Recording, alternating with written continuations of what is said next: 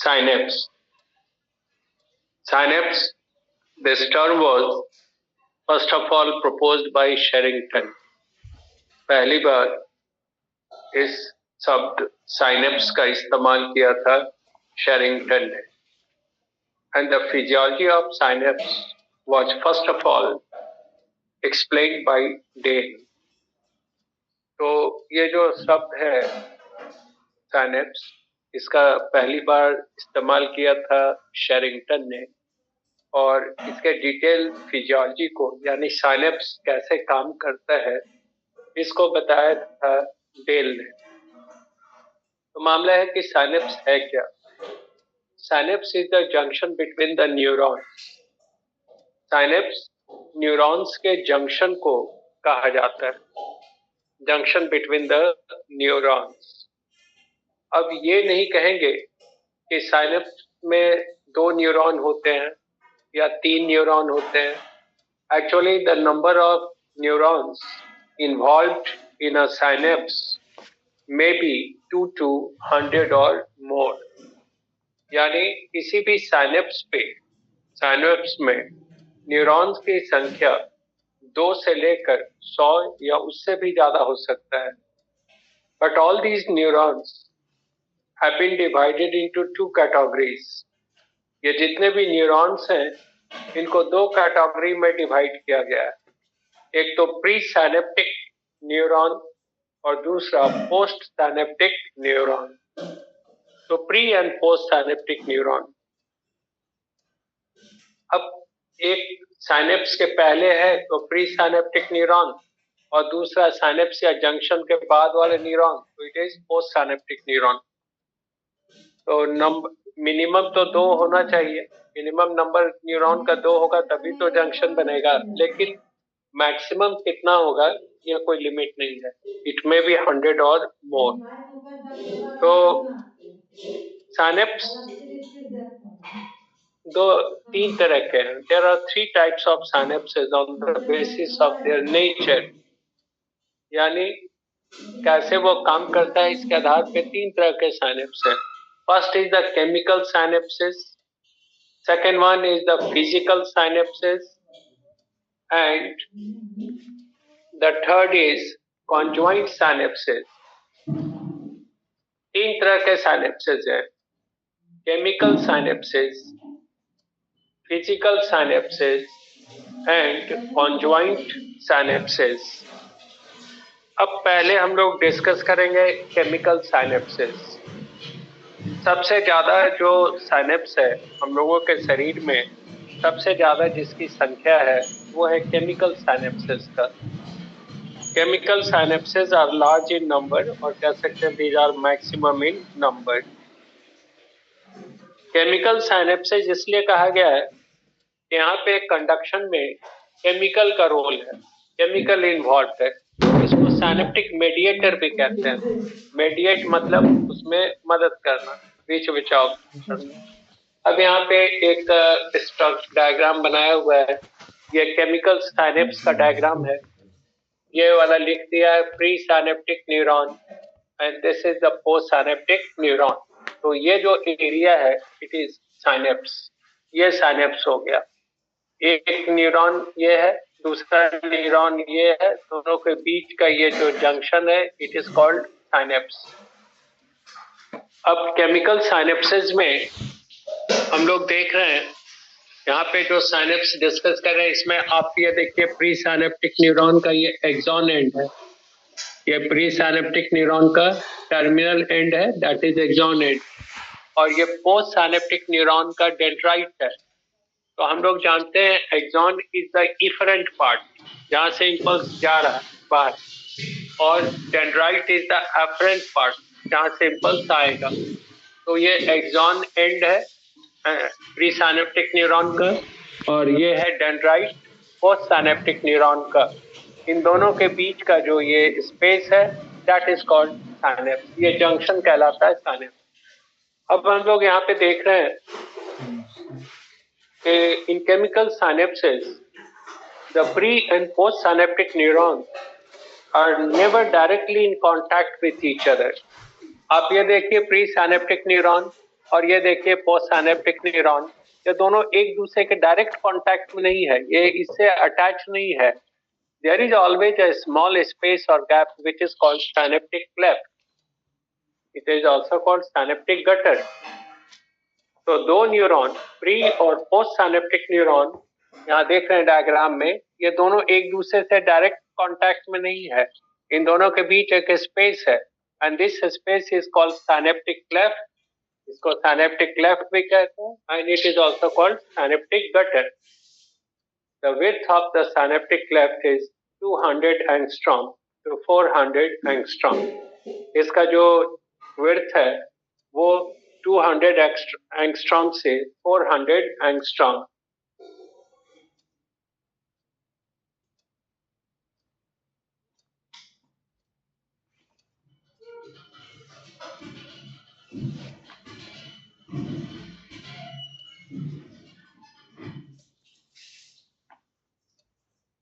तो यहाँ पे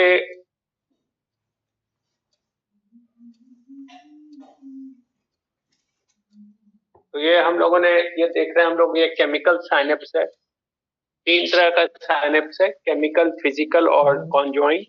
केमिकल साइनेप्स सबसे ज्यादा होता है शरीर में, सबसे ज्यादा जो साइनेप्स है वो केमिकल साइनेप्स है. और अभी कहा कि synapse is the junction between neurons, तो न्यूरॉन के बीच का जंक्शन है. Number of neurons involved in a particular synapse may be 2 to 100 or more, but all these neurons have been classified into two groups, pre-synaptic neuron and post-synaptic neuron. तो यहाँ पे देखिए अगर ये साइनेप्स है तो ये प्री साइनेप्टिक हो गया, यहाँ से देखिए एरो, ये डायरेक्शन है इम्पल्स का. ये डिफरेंट पार्ट हो गया axon end of pre synaptic neuron, and this is the dendrite which is the afferent part of post synaptic neuron. दोनों के बीच का स्पेस हो गया साइनेप्टिक क्लेफ्ट और गटर, और इसकी चौड़ाई होती है 200 to 400 angstrom, and it is filled with the ECF. इसके अंदर जो फ्लूइड है वो है एक्स्ट्रा सेलुलर फ्लूइड. तो ये एकदम ध्यान में रखना है कि केमिकल साइनेप्सिस में प्री और पोस्ट साइनेप्टिक न्यूरॉन कभी भी एक दूसरे के डायरेक्ट कांटेक्ट में नहीं होता है, वहाँ एक गैप होता है, स्पेस होता है, जिसको साइनेप्टिक क्लेफ्ट या गटर कहते हैं, और उसमें भरा होता है ECF. अब यहाँ पे देखिए ये प्री साइनेप्टिक न्यूरॉन का ये एक्सॉन एंड है, and it contains large number of acetylcholine vesicles. ये सब जो ग्रीन कलर से बना दिया है, these are the acetyl choline vesicles. नाम से भी मालूम हो रहा है कि ये जो वेसाइकल्स हैं, वेसाइकल यानी थैले के जैसा स्ट्रक्चर है, तो these contain acetyl choline. Acetyl choline molecule इनके अंदर मौजूद है. एसिटाइल कोलिन के लिए शॉर्ट फॉर्म में बताया था ACH. ACH मतलब हो गया एसिटाइल कोलिन. तो large number of acetylcholine vesicles are present in the axon end of the pre synaptic neuron. ये इसके अंदर है, and these acetyl choline vesicles contain acetyl choline. ये एसिटाइल कोलिन लगता है. और अब यहाँ पे डेंड्राइट में देखिएगा तो यहाँ पे दिस एरिया, ये जो रेड कलर का ऐसा बना दिया है, this is the receptor site और binding site for the acetyl choline. ये जो रिसेप्टर या बाइंडिंग साइट है ये एसिटाइल कोलिन को अटैच करता है, and this receptor or binding site is present in the dendrite of postsynaptic neuron. अब देखिए फिजियोलॉजी तो इसमें डिटेल समझ में आएगा जब हम लोग नर्वस इम्पल्स का ओरिजिन और कंडक्शन पढ़ेंगे, फिर भी थोड़ा बहुत समझ सकते हैं आप. जब यहाँ पे इम्पल्स पास कर रहा है, इम्पल्स यानी बायो इलेक्ट्रिसिटी, जब इसे पास कर रहा है और ये पहुंचा कहाँ पे, axon end of pre synaptic neuron, तो ये जो डीपोलराइजेशन वेव है, इम्पल्स है, it causes excessive dilation of the pores in the membrane of the axon end. Axon end को जो मेम्ब्रेन कवर कर रहा है that is sarcolemma.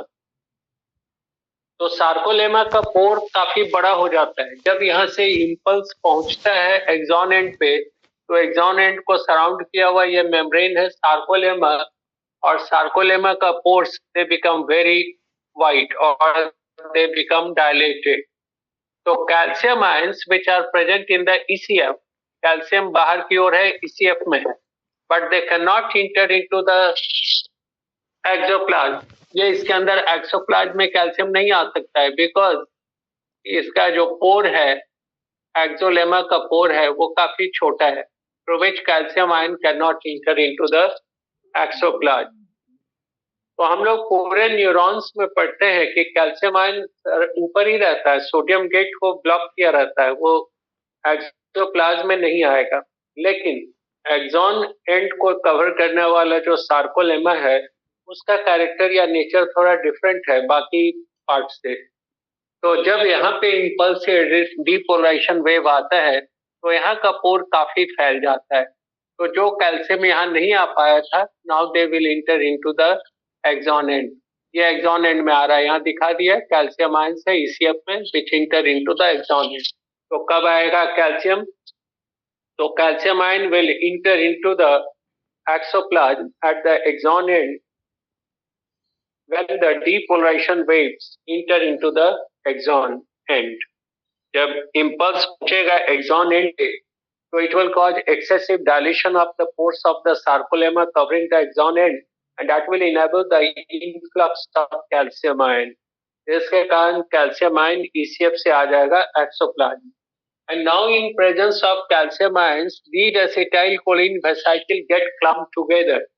Calcium ion के प्रेजेंस में ये एसिटाइल कोलिन वेसाइकिल एक दूसरे से चिपक जाएगा, और जब ये चिपक जाएगा तो फिर ये टूटेगा, and they will release the acetyl choline molecule. जब ये चिपक जाएगा, जब कैल्शियम आयन अंदर आएगा, तो these acetyl choline vesicles will get clumped together, और जब ये एक दूसरे से चिपक जाएगा, तो फिर ये वेसाइकिल टूटेगा, and it will release the acetyl choline molecule in the ECF present at the synaptic cleft.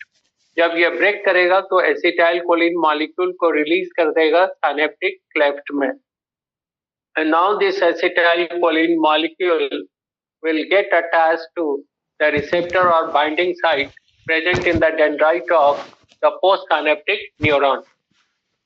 तो मामला यह है कि जब इम्पल्स पहुंचेगा प्री सिनेप्टिक न्यूरॉन के एक्सॉन एंड पे, तो इस इम्पल्स या डीपोलराइजेशन वेव के कारण एक्सॉन एंड को कवर करने वाला सार्कोलेमा का मेम्ब्रेन का पोर काफी बड़ा हो जाएगा। तो कैल्शियम आयन जो अंदर नहीं आ पा रहा था पूरे एक्सॉन में, अब वो इंटर कर जाएगा एक्सॉन एंड में, और कैल्शियम जब अंदर आएगा तो एसिटाइल कोलिन वेसाइकिल जो एक्सॉन एंड के अंदर है, वो एक दूसरे से चिपक जाएगा, क्लम्प कर जाएगा, और जब चिपक जाएगा तो वो ब्रेक करेगा तो एसिटाइल कोलिन मॉलिक्यूल रिलीज कर देगा इनटू द सिनेप्टिक क्लेफ्ट।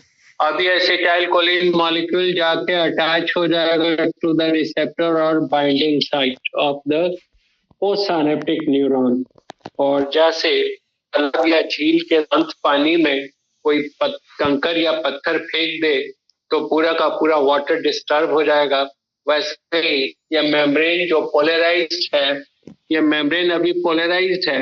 यहाँ पे इनर सरफेस पे जो चार्ज है -60 to -90 मिलीवोल्ट, ये आगे पढ़ाएंगे हम लोग इम्पल्स का ओरिजिन कंडक्शन में। तो ये मेम्ब्रेन पोलराइज्ड है, पोलराइज्ड मतलब है, इसमें कोई डिस्टर्बेंस नहीं है, कोई एक्साइटेशन या कोई इम्पल्स जनरेट नहीं हो रहा है, लेकिन जब एसिटाइल कोलिन इससे आके अटैच होगा तो membrane will become disturb, membrane disturb होगा। तो फिर यहाँ जब डिस्टर्ब होगा तो कैल्शियम आयन यहाँ पे पोर से हटेगा एंड सोडियम का इनफ्लक्स होगा, और जब सोडियम अंदर आएगा तो negative charge will decrease. When the negative charge will decrease by +15 millivolt, which is called threshold potential, then the impulse or depolarization wave generates. तो ये सब पढ़ना है, अभी इतना ही समझिए कि जब इससे एसिटाइल कोलिन मॉलिक्यूल आके अटैच होगा तो मेम्ब्रेन डिस्टर्ब हो गया, मेम्ब्रेन डिस्टर्ब होने से सोडियम आयन अंदर आएगा ईसीएफ से, सोडियम अंदर आएगा तो कैटायन है, उसके कारण नेगेटिव चार्ज अंदर कम होगा। जब ये नेगेटिव चार्ज में डिफरेंस आ जाए +15 मिलीवोल्ट, तो हम लोग कहेंगे threshold potential has been achieve. Threshold potential होता है +15 मिलीवोल्ट, तो ये अचीव हो गया, यानी अब यहाँ से इंपल्स जनरेट हुआ, एक इंपल्स जनरेट हुआ। अब जैसे ही एक बार ये डीपोलराइज हुआ, यानी एक इंपल्स जनरेट हुआ, अब फिर मेम्ब्रेन शांत हो जाएगा। जैसे एक पत्थर फेंका पानी में, पानी डिस्टर्ब हुआ, फिर उसका थोड़ा देर बाद फिर नॉर्मल हो गया। अब अगर दोबारा फिर उसको डिस्टर्ब करना है तो दूसरा पत्थर फेंकना होगा उसमें। तो जैसे एक बार अटैच हुआ एसिटाइल कोलिन, ये डीपोलराइज हुआ, यानी एक इंपल्स जनरेट हुआ, फिर ये पोलराइज हो गया। तो अब दोबारा फिर एसिटाइल कोलिन इससे अटैच होगा, तभी ये फिर एक नया इंपल्स जनरेट करेगा। बट जो नया एसिटाइल कोलिन मॉलिक्यूल है वो इस बाइंडिंग साइट से तभी अटैच होगा जब पुराने वाले मॉलिक्यूल को, एसिटाइल कोलिन मॉलिक्यूल को इससे हटा दे, निकाल दे। जो एसिटाइल कोलिन मॉलिक्यूल अटैच हुआ था और जिसके कारण एक इंपल्स जनरेट हुआ था, अब उसका कोई यूज नहीं है। अब उसको जब हटाएंगे तब बाइंडिंग साइट फ्री होगा for the attachment of new acetyl choline molecule, और इस यहाँ से पुराने एसिटाइल कोलिन मॉलिक्यूल को हटाने में मदद करता है acetyl choline esterase, which is also released by the presynaptic neuron। ये भी प्रीसाइनेप्टिक न्यूरॉन के एक्सॉन एंड से रिलीज होता है। तो ACHE कहते हैं, E for esterase. Acetylcholine esterase breaks the acetyl choline into 2 parts. ये जो एसिटाइल कोलिन एस्टरेज है, ये एसिटाइल कोलिन मॉलिक्यूल को 2 भाग में तोड़ता है। Acetyl which is absorbed into the circulating blood, यहाँ जो ब्लड कैपिलरी है उसमें अब्सॉर्ब हो जाएगा, जबकि choline is absorbed back into the axon end where it combines with the acetyl coenzyme A to form new acetylcholine molecule and the process continues। तो जब impulse inter करेगा प्रीसाइनेप्टिक न्यूरॉन के axon end में, तो पोर वहां पे बड़ा होगा, कैल्शियम आयन ECF से अंदर आ जाएगा एक्सोप्लाज्म में, एसिटाइल कोलिन मॉलिक्यूल एक दूसरे से, वेसाइकिल एक दूसरे से चिपक जाएगा, टूटेगा और एसिटाइल कोलिन मॉलिक्यूल रिलीज हो जाएगा साइनेप्टिक क्लेफ्ट में। ये आके अटैच हो जाएगा टू द बाइंडिंग और receptor site of the post synaptic neuron, और जैसे ही अटैच होगा मेम्ब्रेन डीपोलराइज होगा, यानी इंपल्स जनरेट करेगा। इसको हम लोग कहते हैं इट अचीव्स द PSP यानी पोस्ट साइनेप्टिक पोटेंशियल। जैसे थ्रेशोल्ड पोटेंशियल जो कहा, उसके लिए यहाँ टर्म है post synaptic potential. Post synaptic synapse के बाद है, तो पोस्ट साइनेप्टिक पोटेंशियल को अचीव करने में post synaptic potential PSP is essential for the origin of the impulse, और इसको मदद करता है कौन? Acetyl choline. अब जब एसिटाइल कोलिन रिजेनरेट करा दिया एक इंपल्स, उसके बाद अब ये बेकार हो गया, इसको हटाएंगे तभी नया एसिटाइल कोलिन मॉलिक्यूल अटैच होगा, नया इंपल्स जनरेट करेगा। तो इसको हटाने में मदद करता है ये enzyme acetyl choline esterase, which is also released from this axon end, and it breaks the acetylcholine molecule into 2 parts, acetyl and choline. Acetyl is absorbed into the circulating blood, whereas choline is absorbed back into the axon end, where it combines with acetyl coenzyme A to form new acetylcholine molecule, and the process continues। अब यहाँ पे एक term आता है synaptic फैटिगनेस। फैटिगनेस कहने का मतलब है थकावट। अगर यहाँ पे 2 बात हो सकती है, अगर यहाँ नया एसिटाइल कोलिन मॉलिक्यूल नहीं सिंथेसाइज हो, जैसे आप देख रहे हैं एसिटाइल कोलिन है, एसिटाइल कोएंजाइम में कंबाइन करता है कोलिन से, और ये इसके लिए एनर्जी चाहिए। That energy is provided by the mitochondria present in this axon end. अगर माइटोकॉन्ड्रिया की कमी होगी तो नया एसिटाइल कोलिन मॉलिक्यूल का सिंथेसिस नहीं होगा, तो साइनेप्स काम नहीं करेगा, साइनेप्टिक फैटिगनेस कहेंगे। और दूसरा प्रॉब्लम हो सकता है कि अगर एसिटाइल कोलिन एस्टरेज की कमी हो जाए तो फिर यहाँ पे पुराना एसिटाइल कोलिन मॉलिक्यूल यहाँ से रिमूव नहीं होगा और नया एसिटाइल कोलिन के लिए बाइंडिंग साइट उपलब्ध नहीं होगा, यानी इंपल्स जनरेट नहीं होगा। तो that will also called synaptic fatigueness। So synaptic fatigueness occurs due to 2 factors. First, inability to synthesize new acetylcholine molecule due to the deficiency of mitochondria within the axon end, And secondly, the deficiency of acetylcholine esterase enzyme, due to which the old acetylcholine molecule is not removed from the binding or receptor site. These two factors cause synaptic fatigueness. Fatigueness यानी synaptic conduction रुक जाएगा. तो ये दो कारण से synaptic conduction यहाँ पे रुकता है. तो ये फिजियोलॉजी जो अभी डिस्कस किया, it was actually explained by Dale ने इसको एक्सप्लेन किया था. अब ये जो यहाँ पे एसिटाइल कोलिन मॉलिक्यूल है, it is a chemical form, it is a chemical है ये, और इसको हम लोग सिनेप्टिक मेडिएटर कहते हैं. बिकॉज आप ध्यान से अगर देखिएगा तो it is not the impulse, it is not the bioelectricity which is passing from pre to post synaptic neuron. ये इम्पल्स या बायोइलेक्ट्रिसिटी नहीं है जो प्री सिनेप्टिक न्यूरॉन से पोस्ट सिनेप्टिक न्यूरॉन में जा. It is actually the acetyl. ये तो इतना ही रुक गया, यहीं पे रुक गया, चला दिया एसिटाइलकोलिन. एसिटाइलकोलिन क्या अटैच हुआ है, नॉट कि ये इम्पल्स डायरेक्टली गया है. तो यहाँ पे मदद कर रहा है इम्पल्स के जनरेशन में acetylcholine. That's why it is called synaptic mediator. Now there are two types of synaptic mediator. एक तो एक्साइटेटरी और दूसरा इनहिबिटरी.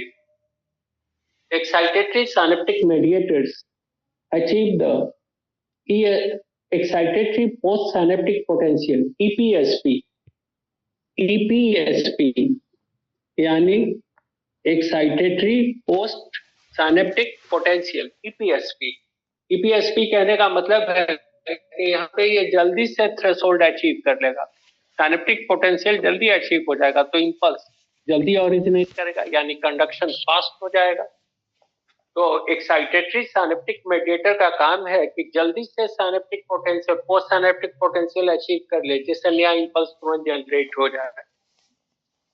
तो इसका बेस्ट एग्जांपल है adrenaline, sympathin, dopamine. Dopamine neuro excitatory substance है. जैसे किसी पर्सन का नर्वस सिस्टम काफी धीमा हो रहा है, पर्सन सीरियस है, तो उसको एक्टिवेट करने के लिए डोपामीन जो उसको तुरंत उसके नर्वस सिस्टम को एक्टिवेट कर देगा, ऑर्गन का फंक्शन ठीक हो जाएगा. तो ये सब करता क्या है, ये जो डोपामीन है, सिंपैथीन है या एड्रेनालिन है, they increase the conductivity by fast generation of impulses. तो इम्पल्स को फास्ट जनरेट कराने के लिए ये जनरेट करता है EPSP, excitatory post synaptic potential. और ठीक इसका उल्टा है न्यूरो इनहिबिटरी सिनेप्टिक मेडिएटर्स. तो न्यूरो इनहिबिटरी सिनेप्टिक मेडिएटर्स का जो में है, उसमें सबसे अच्छा है गामा एमिनो ब्यूटारिक एसिड. अगर किसी पर्सन का नर्वस सिस्टम बहुत ज्यादा एक्टिव है, वो बिल्कुल रेस्टलेस है, बेचैन है, तो उसको शांत करने के लिए, उसको आराम पहुंचाने के लिए गाबा में इंजेक्ट करते हैं, गामा एमिनो ब्यूटारिक एसिड, जो उसको शांत कर देगा. उसी तरह ग्लाइसिन भी है, इट इज ऑल्सो इनहिबिटरी. तो ये जनरेट करता है IPSP यानी इनहिबिटरी पोस्ट सिनेप्टिक पोटेंशियल. तो दो तरह के सिनेप्टिक मेडिएटर है. एक जो कंडक्शन को फास्ट कर देगा by generating EPSP, excitatory post synaptic potential, जिसका सबसे अच्छा एग्जांपल है डोपामीन. या फिर उसी तरह डोपामीन के अलावा एड्रेनालिन और इपिनेफ्रिन या फिर सिंपैथीन, जो भी आप कहिए. और न्यूरो इनहिबिटरी जो सिनेप्टिक मेडिएटर्स हैं, they generate IPSP, inhibitory post synaptic potential, जिसका बेस्ट एग्जांपल है गामा एमिनो ब्यूटारिक एसिड और ग्लाइसिन. और एसिटाइलकोलिन दोनों काम करता है. Acetylcholine is both neuro excitatory as well as neuro inhibitory. ये देखा है न्यूरो एक्साइटेटरी है या न्यूरो इनहिबिटरी है, ये दोनों काम करता है. तो ये हम लोगों ने डिस्कस किया. अब ये जो सिनेप्टिक कंडक्शन है, इसमें प्रॉब्लम आता है, तो कई तरह का न्यूरोलॉजिकल प्रॉब्लम होता है, जैसे अल्जाइमर्स